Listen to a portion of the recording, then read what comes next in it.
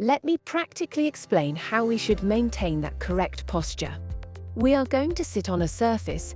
In this case, I'm going to sit on this chair that allows me complete mobility of the pelvis to show you what the correct posture is like.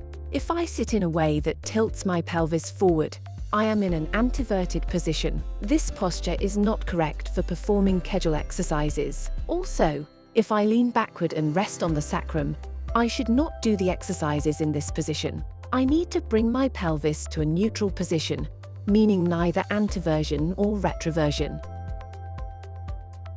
We can check if we are in the correct posture, for example, on a fit ball. What you should feel is that you are resting on the bones called ischial tuberosities, the bones we sit on. Make sure you are well supported there and not leaning forward or backward. In this neutral position, as I mentioned, we are going to perform the closure and elevation of the perineal openings. As I said, the second important point when performing Kegel exercises is breathing. We have to breathe calmly. Do not hold your breath. We would take a breath in, and upon exhaling, we would elevate the openings inward and upward into our pelvis. Right now, I am doing it while talking. You can do it while breathing, as I will demonstrate next. You would take a breath in, and as you exhale, elevate, contract, and lift. Very important. Then relax and rest between each contraction. What should you not feel when doing Kegel exercises? At no point should you feel your gluteal muscles activating. You should not lift yourself up because that would be a gluteal contraction. The glutes should remain in their position, and when I perform a Kegel exercise, like I'm doing right now, the glutes do not move. Also, do not close your legs.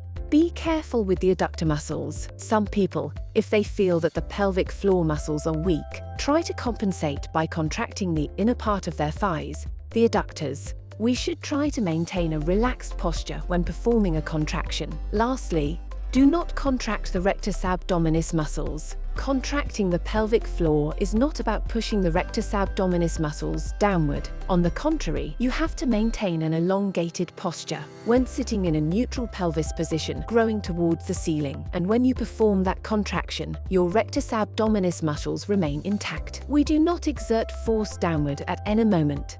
Who can benefit from Kegel exercises? Well, any healthy adult woman with a minimum strength in her pelvic muscles can perform these contractions. It is important, for example, for female athletes who engage in high-impact or hyperpressive sports such as running or weightlifting, as they subject their pelvic floor to continuous pressures. It is very important to compensate by working on this musculature. Also, if you are in menopause, planning a pregnancy, pregnant, or in the postpartum period, you should focus on your pelvic floor to strengthen this musculature.